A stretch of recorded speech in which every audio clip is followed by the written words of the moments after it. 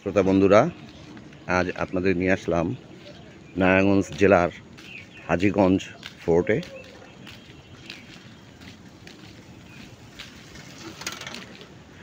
Hajiganj fort হচ্ছে ঈশা খাঁর নির্মিত একটি বিশাল দুর্গ। এটা প্রত্নতত্ত্ব বিভাগে আসলে যুদ্ধক্ষেত্রে করার জন্য যে দুর্গ দরকার সে দুর্গ নামে পরিচিত নয়, এটা জল দুর্গ নামে পরিচিত। আসুন ভিতরের দিকে যাওয়া যাক। এই হচ্ছে দুর্গ, এর বিশাল ব্যাপকতা।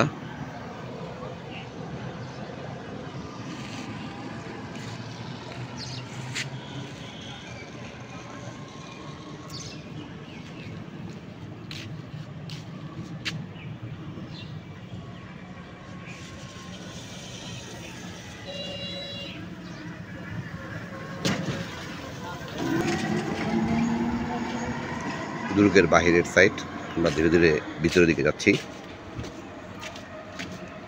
কি সুন্দর নির্মাণ শৈলী, আজ থেকে প্রায় 200 বছর আগে তৈরি। বাংলার 12 ভূঁইয়া ঈশা খাঁ একজন, তিনি নির্মাণ করেছিলেন এটি। এবং এটার সাথে আপনার সেই সোনাকান্দা যে দুর্গ, তার সাথে কিন্তু মাটির নিচ দিয়ে যোগাযোগের ব্যবস্থা রয়েছে। অবশ্য আজকে প্রায় এটা পুরোটাই ভঙ্গুর, কারণ প্রত্নতত্ত্ব বিভাগ ওইভাবে এটাকে সংরক্ষণ করতেছে না।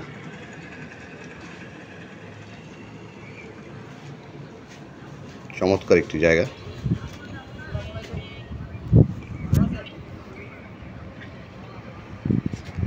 বিশাল, এটা এক সময় আসলে জল সংরক্ষণ করার জন্য তৈরি হয়েছিল, যদিও আমরা জানি এটা দুর্গ নামে। সিঁড়ি বেয়ে উপর দিকে যেতে হয়।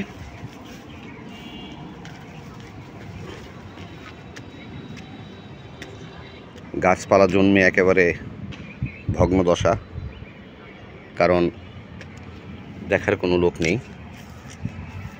এটা আসলে জল দুর্গ, হাজীগঞ্জ এলাকার অবস্থিত। এটা এক সময় এখানে জল সংরক্ষণ করা হতো, কিন্তু আমরা জানি যে এটা যুদ্ধের জন্য তৈরি করা হয়েছিল। আসলে উইকিপিডিয়াতে সার্চ করে দেখবেন যে এটা জল দুর্গ নামে পরিচিত। এই হচ্ছে সেই ঘরটি, যার নিচ দিয়ে সোনাকান্দা দুর্গের সাথে শীতলক্ষ্যা নদীর তলদেশ পেরিয়ে সোনাকান্দার সাথে যার যোগাযোগ। দেখুন এর একটি পিলার কি মোটা, আজ থেকে প্রায় 200-250 বছর আগে যার তৈরি, এখনও পিলারগুলো অক্ষত অবস্থায় আছে। সেই সময়কার নির্মাণ শৈলী আর আজকের নির্মাণ শৈলীর ভিতরে রাত দিন পার্থক্য। এদিক দিয়ে হয়তো বা বন্দুক ঠন্দুক রাখতো, এদিক দিয়ে কামান রাখতো সংরক্ষণের জন্য, সেফটির জন্য। আর এই হচ্ছে সেই ঘরটি যার তলদেশ দিয়ে সোনাকান্দা দুর্গের সাথে যোগাযোগ রয়েছে, কিন্তু এখানে যাওয়া এখন সম্পূর্ণরূপে নিষিদ্ধ, কারণ যে কোনো সময় দুর্ঘটনা ঘটতে পারে। এই জন্য বিশাল জায়গা, চমৎকার একটি জায়গা। আজ থেকে 200 বছর আগে বাংলার 12 ভূঁইয়া এর মধ্যে একজন ঈশা খাঁ, যার কবর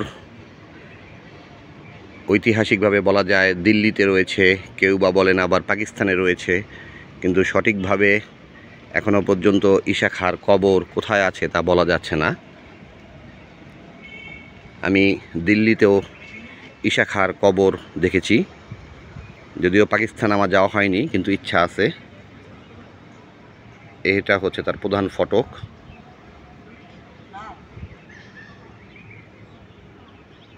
এটা আমাদের একটা ছোট ভাই। এখানে অনেক দূর দূরান্ত থেকে মানুষ ঘুরতে আসে, তবে একাকী থাকাটা একটু অনিরাপদ, কারণ এলাকার বখাটের ছেলেপেলেরা উত্ত্যক্ত করে। আমি দিল্লিতে যখন গিয়েছিলাম অনেক ঐতিহাসিক জায়গা ঘুরতে গত বছর, তখন কিন্তু ওই দিকে কিন্তু এরকম কোনো অবস্থা ছিল না, খুবই সিকিউরিটি। এই দিক থেকে দিল্লি অনেক ভালো একটি জায়গা। যাই হোক, আমরা নিচে নেমে যাচ্ছি।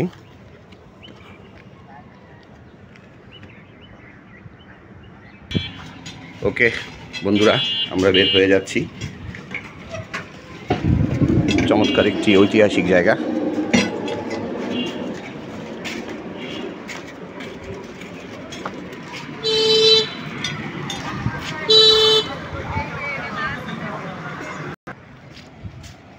এটা তার পিছনের সাইড।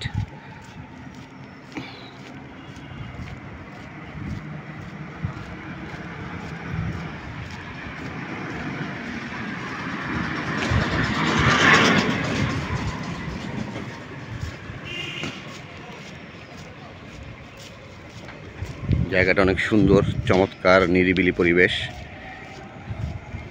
যারাই আসবেন ঘুরতে, দিনে এসেও দিনে চলে যাবেন, কারণ সিকিউরিটির সমস্যা আছে এখানে।